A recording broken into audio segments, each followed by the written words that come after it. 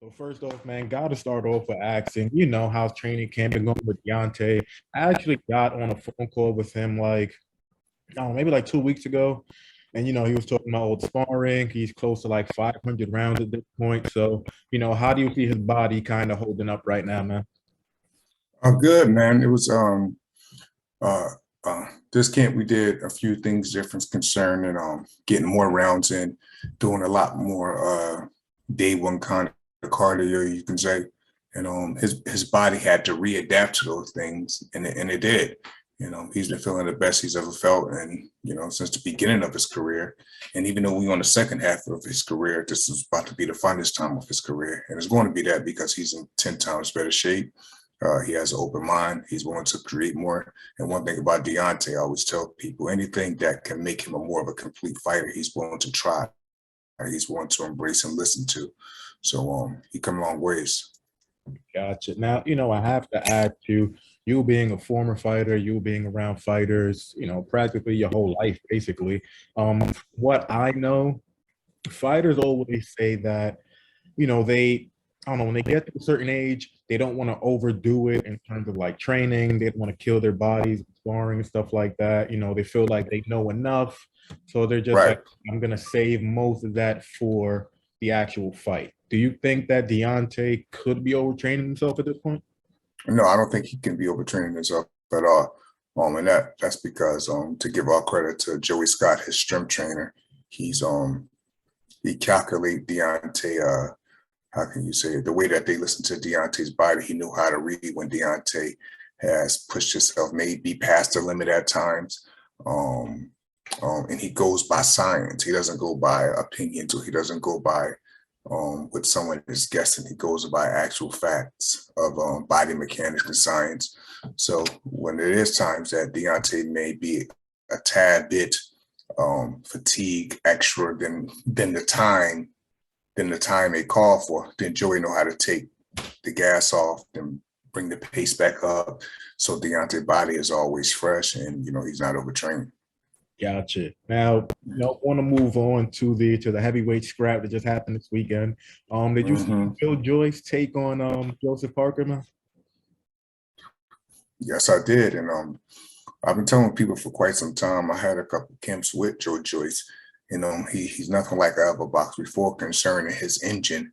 He has an engine like no other. He's a big man that can take a shot. He's a big man that keeps on trucking. He's a big man that's faster than he appears to be. He has deceiving power. He has deceiving speed. He has deceiving distance on his punch. Everything about Joyce is very deceiving when you just look at him from the outside. He's not that appealing on the naked eye, but those that have been in the ring with him know exactly what he is, and what he is the real deal. And credit to Joseph Parker for giving it his all, but he came up short against a better fighter, more determined fighter in Joe Joyce the other night. So it was good for boxing. It definitely was good for the heavyweight division because Joe Joyce is on his own kind of star, and he's been around waiting for his shot for quite some time. And that was a good rocket to get started on the road that he's on. So what is it about Joe Joyce exactly? Because, it's like you said, from the outside looking in, he doesn't look fast at all. Mhm. I guess some of his technique doesn't look, I guess I want to say appealing to maybe some people. I know some people were expecting Joseph Parker to win. I know in his fight, a few fights ago against Daniel Dubois, quite a number of people thought he was going to lose that fight. He was the underdog heading in, and he, stopped both guys. So what is it about him that people just aren't getting, and they just keep, downplaying his skills overall? Well, what it is about him is everything about him is deceiving, and it doesn't look good to the naked eye because, like I said, he appears slow. He appeared like he's not punching hard. He appeared that he doesn't have good feet movement. He appeared that his feet is stuck into the mud. He appeared that he doesn't have a good jab. But when you take all the appearances away and you realize everything he is, he's really a complete fighter because he's at the highest level beating guys with jabs. He at the highest level knocking guys out with short 6-inch left hooks. He's at the highest levels putting pressure on guys, and where they're feeling like the boogeyman is on. Because if we're talking about, I would consider Joe Joyce the actual boogeyman of the heavyweight division. And I mean that literally too. Boxing him or fighting him, you're in a fight or a boxing match that you never been in before. And if you can't deal with his pressure, like most can't, not only will you get hurt, you'll get ran out the ring. You'll never be the same. And he's, you know, he snatches spirit too, I believe. I don't believe spiritually people are the same after they fight fighters like Joe Joyce. So a lot of us been comparing some of his tactics and some of his ways to the great George Foreman. And they do have things in common. But I think in some sort, Joe Joyce have certain attributes over George that George may not have had. Some of those attributes, I would have to go with the 6-inch punches. I never seen George really knock guys out with 6-inch punches the way Joyce do, especially with his left hook. A lot of George knockouts that I've ever seen coming up was him actually winging. Look at the left hook that Joyce hit Topham with, that knocked him all the way across the ring. It's the same left hook that he knocked Joyce out with. Look at the way it's the same left hook that he knocked Parker out with. Look at the way that he beat Daniel Dubois with just a really educated left hand, an offbeat jab. These are things that you have to be fundamentally sound and technically sound to get away with. So you can't be blind to the fact, looking at these guys get these kind of results like Joe Joyce. He's getting incredible results and doing incredible numbers.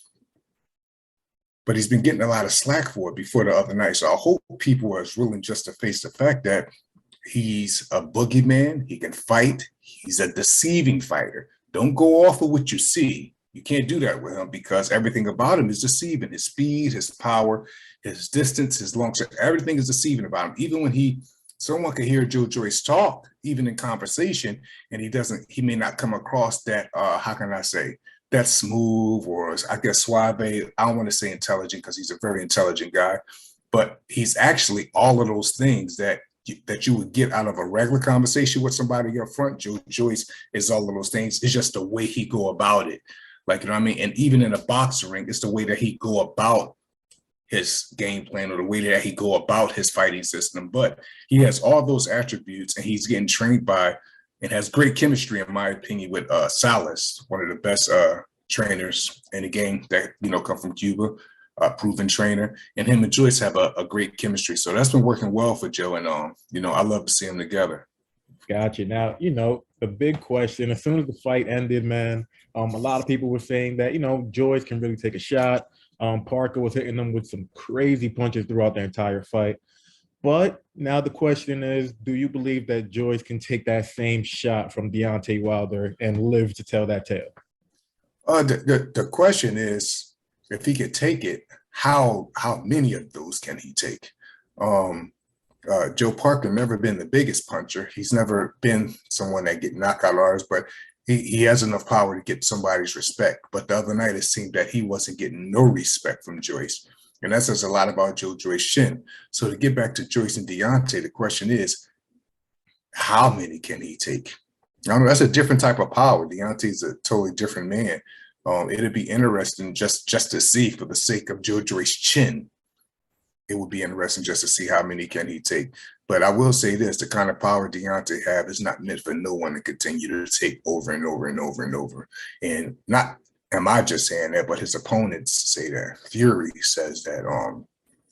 Ortiz says that. You know, everyone that's for him said that. And the ones that didn't say it, they probably are still asleep right now from what he did to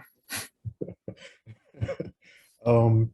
In terms of how a matchup between them would play out, would you see Joe Joyce making it to the 12th round like Tyson Fury and Stavern that first fight? Or do you just expect that at some point, maybe in the midway point or the championship rounds, that Deontay just cracks him and puts him down for good? It'll be interesting because I feel as though if you can't knock Joe Joyce out, then it's going to be very, very hard beating him by decision because he just kind of keep coming. And I believe if it's a man-footed job, to see if he can handle that type of heat that's coming his way is Deontay Wilder. Like, you know what I mean? And that's because of the power factor, the equalizer. I mean, Joyce has a chin, man. But now it comes across like the narrative is starting to become now, especially since the other night, is how good is his chin? I wonder, could he take Wilder's? The question is, how many of those can he take?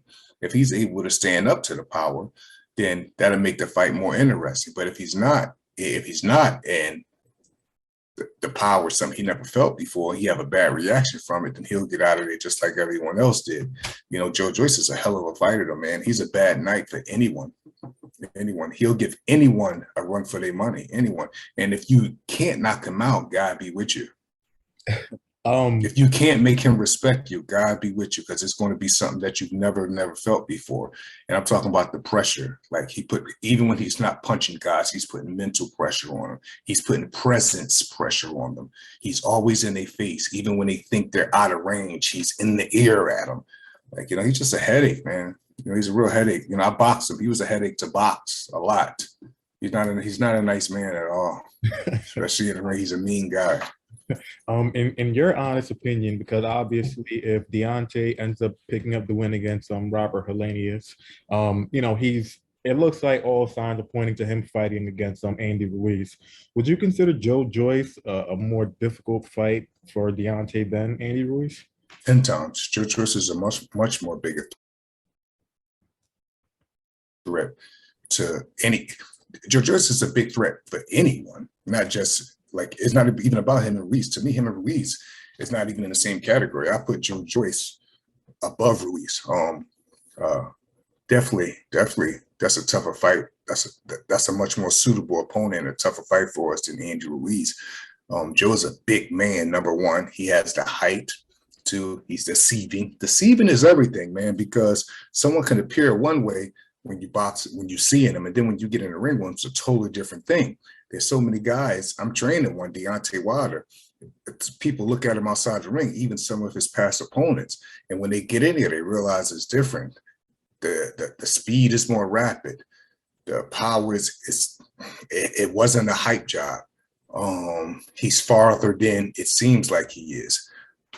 He's taller than he seemed like he is. So it's just all about the night when you get in there with a guy. But I definitely would think Joe Joyce would be a much more entertaining fight and a tougher fight for us than Andrew Ruiz. Andrew Ruiz is not, I don't know, in my opinion, Andrew Ruiz is not a tough fight for Deontay. Like, you know, if Deontay's in sniper mode and holding himself accountable and being disciplined, I don't see him having no problems with Andy. So were you, I guess to kind of go to that point then, were you impressed by Andy's performance against Luis Ortiz? Were you a little disappointed? How did you shake it up? You had to be impressed with him because he showed heart, he showed speed, he showed a form of skill set, especially for Andy's size. He have done quantum leaps. Like, you know what I mean? This dude became heavyweight champion of the world and threw a monkey wrench into the apple cars of the heavyweight division. So you got to give him credit. And he just beat Luis Ortiz, who in my opinion is another form of the boogeyman in the division. He just beat him and he really won the fight. It's not like he won and I thought Ortiz won. Really, no, it was none of that. Andrew Ruiz won the fight. He's a very good fighter, but I'm into styles. I'm into math. I'm into sequence.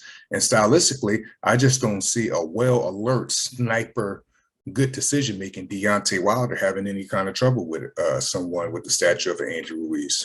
Well, when you put it like that, so let me ask you this then. Because I know you're going to back Deontay against Joe Joyce, Andy Ruiz, King Kong, Godzilla. Doesn't matter. You're always going to back Deontay. But since Andy's more of a boxer. Joe Joyce, he does have boxing ability, but Joe Joyce is the type of guy who's going to keep coming at you. You say Andy is more of a boxer? Yeah, he's more, well, at least in my opinion. Am I wrong about that? I've never seen Andy really box nobody. I've seen him put pressure on people and constantly, like, I've never seen him box nobody. I've seen Joe Joyce do more boxing than Andy Ruiz. Okay, so maybe I'm wrong about that. But my point is that Joe Joyce, his main style is to keep coming forward, keep throwing that jab out there, putting that ridiculous mind-numbing pressure on. Absolutely. But Deontay has that mind-numbing power. So would you look at a Joe Joyce, and even though you're saying that he's a tougher fight than Andy Ruiz, would you kind of say that he might be tailor-made for Deontay, or not? At the same time, I totally someone could look at it like that, but once again, I go to this word deceiving. He could come across tailor-made, and people sometimes, just because a fighter put constant pressure on you don't mean he's tailor-made for a puncher.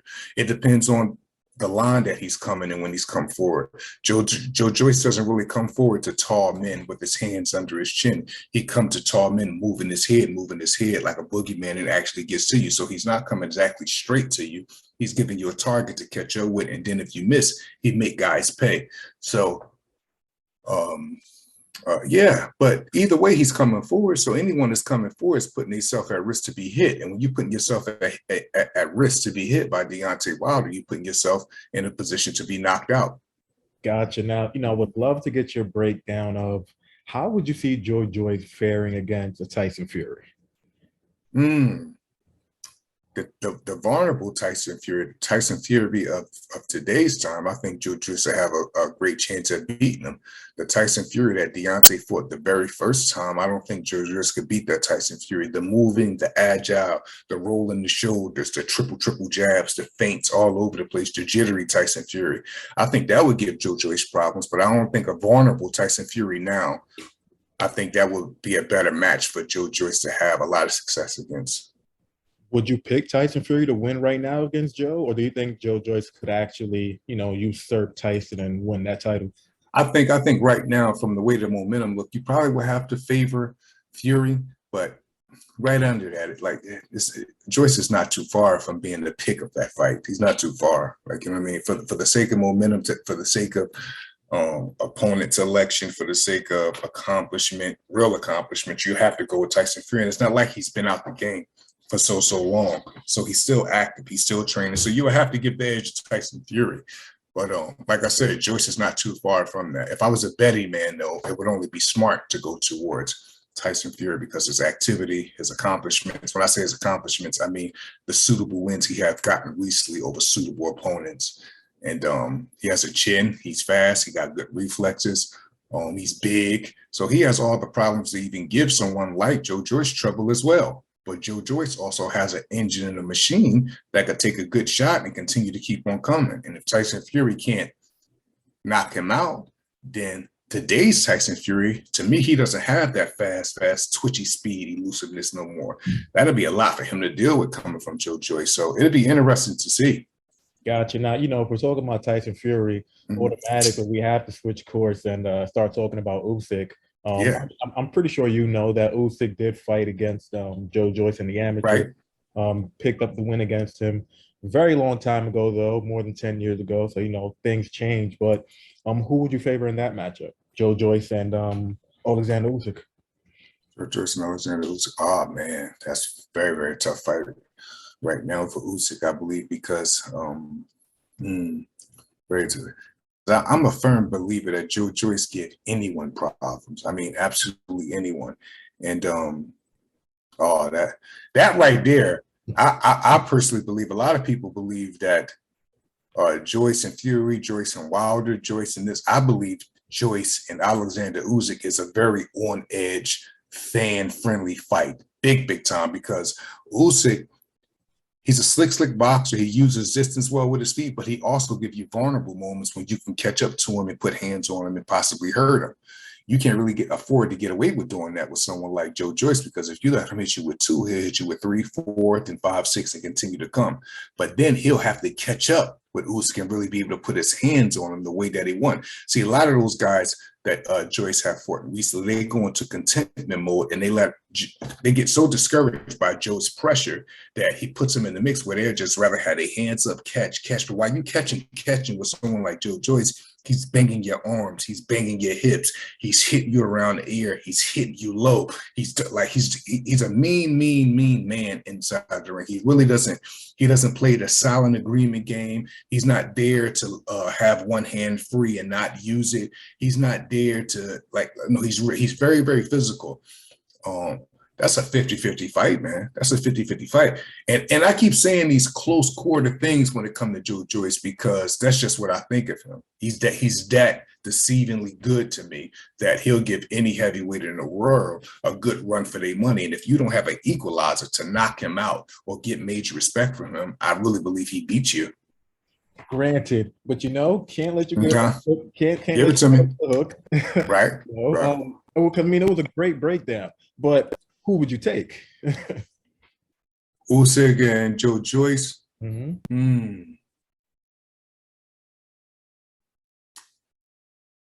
Oh man, we'll have to favor Usyk right now. I watch him take a big punch. I watch him deal with pressure. He got a win over Joe Joyce already. I would have to give the edge to Usyk. But can Yeah, I ask you this actually? So since you're taking Usyk, because you just said about a minute ago, if you don't have the type of power to knock Joyce out or to yeah, really gain his respect, yeah. it's going to be almost impossible to beat. Possible to beat him, right? And so I'm I mean, I know that I've heard other fighters such as Derek Chisora say that Usyk doesn't have a lot of power. He's a great Right. boxer, but just not a lot of power. So Right. how does a guy that quote unquote doesn't have a lot of power and Joyce is going to keep coming forward, how does he go ahead and win that fight? Because I think that that would be like me counter what you're saying and say, well, if he don't have a lot of power, how in the first fight was he able to have Anthony Joshua out on his feet that they had to actually cut the round short? If he don't have no power, then how was he able to wobble and come back and wobble Anthony Joshua in the 10th round? Yeah, he doesn't have heavyweight pure power, but he have enough power to make people respect him. And saying that, I don't even think having enough power to make people respect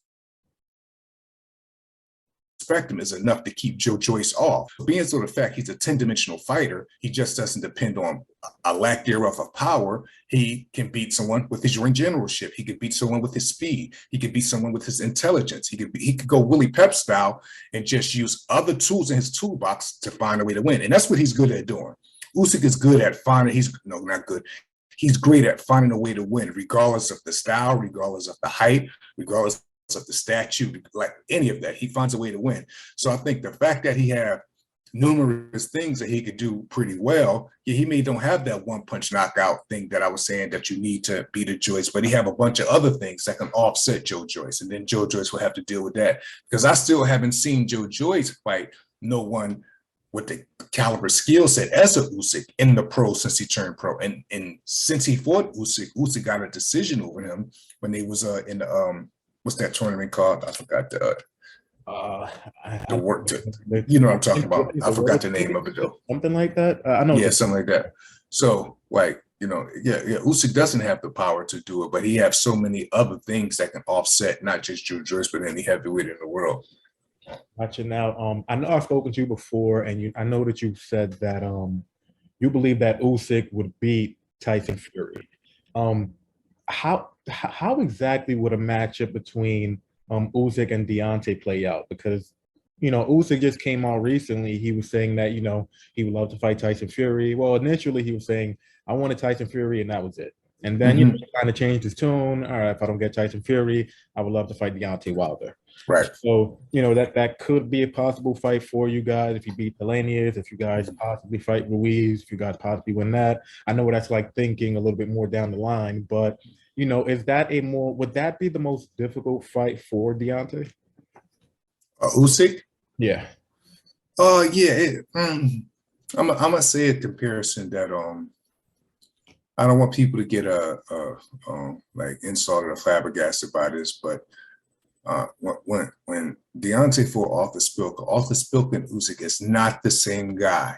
Let me say this again. Arthur Spilka and Usyk is not the same fighter, but we're just talking about southpaws that do more than just stand in front of you. Yeah. Spilka was giving Deontay certain kind of looks. He was giving him certain kind of looks, but Deontay was controlling the tempo of the fight. Even though Spilka was winning rounds, Deontay was controlling the tempo. Sometimes, how can I put this? Sometimes, pardon me, 1 second, bro. Yeah, no problem, man. Take your time. Whenever you got to light up, just let me know, man.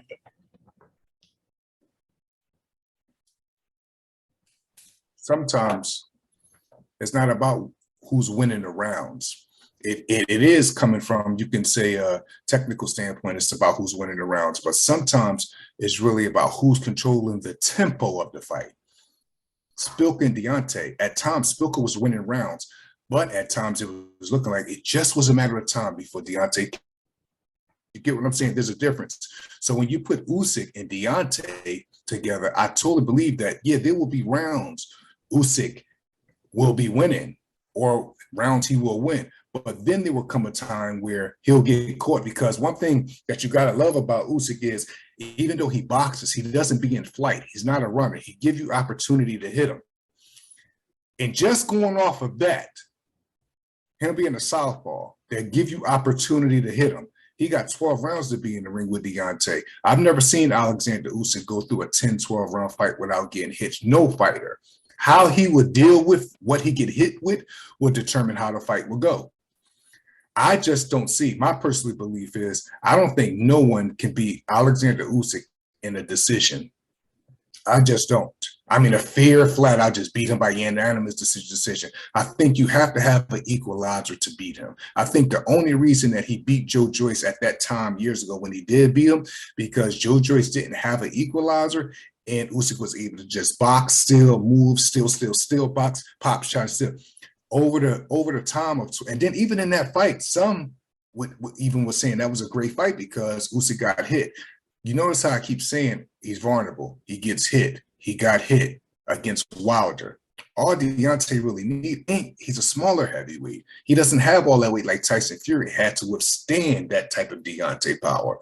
So I think the fact that Usyk sometimes is vulnerable, even though he's a great boxer, even though he's great technically sound, his vulnerability, in my opinion, will cost him against someone that punches hard as Deontay, against someone that know how to control a distance like Deontay, against someone that know how to use a good probing jab against a southpaw like Deontay. It's just, I think there's levels to this. I think all these fighters that we're naming are at the highest levels, but then when you get to the highest level, the smallest mistake can cost you defeat on these nights. And if you're being vulnerable against Deontay Wilder, if you're taking life for granted against Deontay Wilder, it could cost you a limit of your health. And I believe that not just with Usyk, with anybody. Tyson Fury, to this day, I think I read some interviews, he talked about the causes from fighting Deontay 3 times in a row, would he deal with certain situations, certain complications. I just believe that Usyk is a good fighter, a great fighter, because he's extremely technically sound, but he's also extremely vulnerable. He gets hit, he gets in trouble.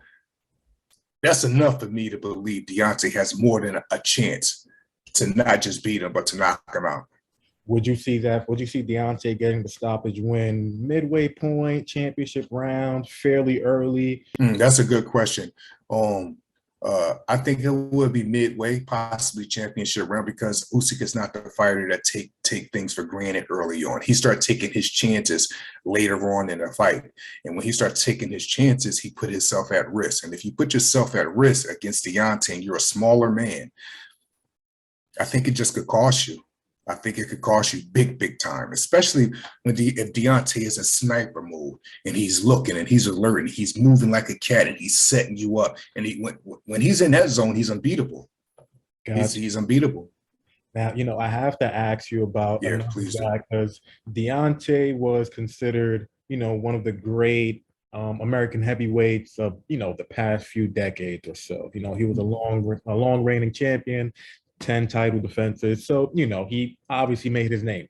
The next guy coming up, it seems like to a lot of people, is Jared Anderson. In my opinion, it's Stephen Shaw. There you go. But Stephen Shaw is the next guy coming up. Jared Anderson is the one who everyone eyes is on, but Stephen Shaw is the dark horse. But if we're going to talk about Jared Anderson, I just was talking about the kid too, coming from the gym, that someone kind of spoke on him in the type of way as if he's just someone that can't fight. And I had to straighten him out right away.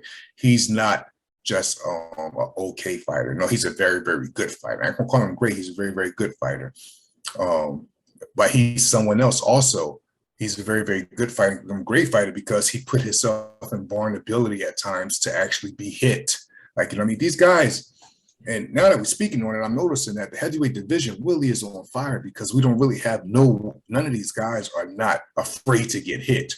They're not hiding. They're not hiding behind a curtain when they're fighting. No, they're fighting heavy on their front foot. They're coming to get in. Even when they're being defensively sound, they still are in arm's reach to be hit.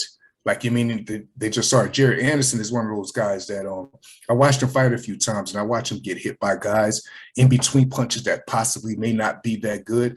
But you got to realize this kid is still learning, and he's taking out the trash, and he's not fighting the type of low opponent levels that you could say people go to Mexico to build their record up on. He's not fighting that low. No, he's fighting some legitimate type of journeyman. He's doing a good job with him, man. He's taking him out in grand fashion. He's dressing him up real good before he take him out. So the heavyweight division is in good hands right now, because we're talking about the guys that's over Jared Anderson.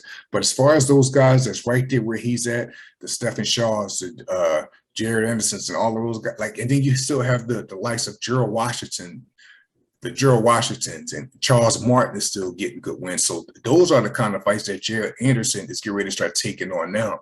So, like, you know, he's a real good fighter, man, like real good. Not a little bit good. Jared Anderson's a real good fighter. But Stephen Shaw is probably on my favorite heavyweight contender and prospect right now from St. Louis. Wow, interesting. You know, but before I let you go, I wanted to wrap it up with this one last question, because I'm sure that you saw Canelo's fight against Triple G. Yeah. There are a few people that are saying Canelo looked good, and there are other people that are saying Canelo looked like he's slipping. How do you kind of see it? Do you think that Canelo is at that point where he's kind of falling off his A game? I just think like Father Time is undefeated. No one is going to look at 32 the way they looked at 22. And I know he's not that age. I'm just using it as an example. No one's going to look at. Canelo is actually 32, actually. Oh, he is 32. Yeah. See what I'm trying to say? Wow. I didn't even. Oh, so it's about, right? Oh, yeah, that's on the money. So this is the time of his career, especially he's a smaller guy. So, yeah, no matter how hard he trained, no matter how good he looked, he's not going to look as good as he looked over the years, especially in these high-level fights. I still would love to see him against Benavidez. I still would love to see him against the likes of Charlos. I still would love to see him against, you know, I don't want to say that the way they picking his opponents, but I wouldn't say I'm extremely happy with his opponent selection right now. I would like his opponent. I like when guys are in a position and they're giving young, hungry lions an opportunity. Opportunities. Like I really like that, and that's probably because I love like the states of like Larry Holmes. When Larry was on top, he was giving Carl the Truth Williams, he was giving Trevor Burbick, he was giving guys shots at him to really see, okay, you young, can you come in? Let me see if you can handle it. That's how I be wanting guys to do it. So you know what I mean. But we'll see. Canelo is still looking good. He's still, you know, obviously technically sound. He's still. Do you think he's still at the top of his game right now? Or yes. Yeah. Okay. Yeah, I think he's still at the top of his game right now, but is there loopholes in his game? Yes, but I think that come more from Father Time. It's not because he's slipping on anything. I think he's giving it his all in preparation, but with Father Time, you can't see everything and you can't keep up with everything, including yourself. So I think whoever it is that could take advantage of those things is going to beat him. But we'll see, man. I'm picking Benavidez to be someone that could give him some real trouble. If Laura didn't already have fight him, I always thought Laura would give him some type. Obviously, they fought, but I'm just saying that. But anyone that just stands in front of him and think they can fight him in a 50-50 position and high guard 50-50, oh, it's over. I hope none of you guys out there that want to fight him plan on doing that. Please don't. It was a while ago. Even though this is going to sound, I know because I talked to you about this before. This is going to sound very far-fetched. I kind of wish in his boots was a little bit higher up in weight, because I already know, bro. I know. I had to give it to you. I already know. But like a guy like that, you know, with the type of weight that Canelo had, if you get like in his boots that could get up there in weight, that'd be like, you know, easy picking for someone like in his boots. So let's just say, I mean, boots. I mean, I've been around boots. Boots in his. Yeah, I keep calling him in his boots. He's a big dude, man. That's what I mean. He's not like he's not small for that weight. He's huge. He's going to be bigger too, bro. So that's what I'm saying. So real quick, yeah. If Boots was to, you know, let's say 2 years from now, he goes up to 68 or 60, yep. You're taking him. Absolutely. Canelo. Wow. Yeah. I said that a while ago too. It was after one of Canelo fights. It was after he fought Billy Joe Sanders. And I was like, that was a great fight that he just had against Sanders. But I've seen some loopholes that I think that a guy like Boots Ennis could take advantage of and possibly beat him convincingly. Wow. Okay. Yeah. We're definitely going to touch on that one. Yeah, bro. I already know. We definitely will touch on that one. You know, always keep in touch. Always appreciate you showing love, man. Absolutely, brother. Just really appreciate you. Just before you go, just tell everybody where to follow you on social media, man. Oh, absolutely. I'm Malik King Scott on everywhere, on Twitter, on Facebook, on Instagram, MalikKngscott, Malik King Scott. Gotcha. Perfect. I will catch you at the fight, Deontay, and during fight week, and I'll talk to you soon. I appreciate All it. right, brother. I'll talk to you down Brooklyn. Bye, man. Peace, baby.